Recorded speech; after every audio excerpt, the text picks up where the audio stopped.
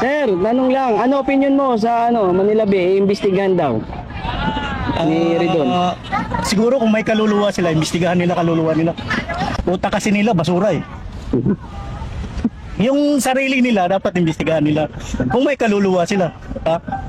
O iwan ko, lahat ang kaluluwa mo ngayon. Basta ako, nakikita ko dito, noon-noon, pag naglalakad ka ng Ross Boulevard na yan, puta ng baho.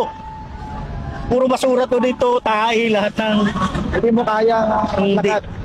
Pero ngayon na maganda na, maingay sila. Baka kailangan lang nila ng budget ulit. Diba? Mainit ngayon ang Manila Bay, sir, pinag-iinitan. Hindi naman Manila Bay, pinag-initan nila Duterte. Ano po? Ang pinag-initan nila ang mga Duterte. Hindi ang Manila Bay. Hindi ang Manila Bay. Dinadamay Parang lang. scapegoat lang to, para sabihin na na tawag nito na mga ginagawa ng mga Duterte hindi maganda. Puro corruption daw. Sa kanila naman yung corruption. Sila yung corruption.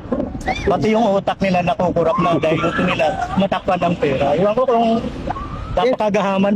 Hindi kaya sir, gusto nila mapagtakpan yung Ghost Project investigation. Totoo yan.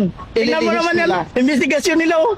Paikot-ikot yung mga witness yun pang nagiging may kasalanan.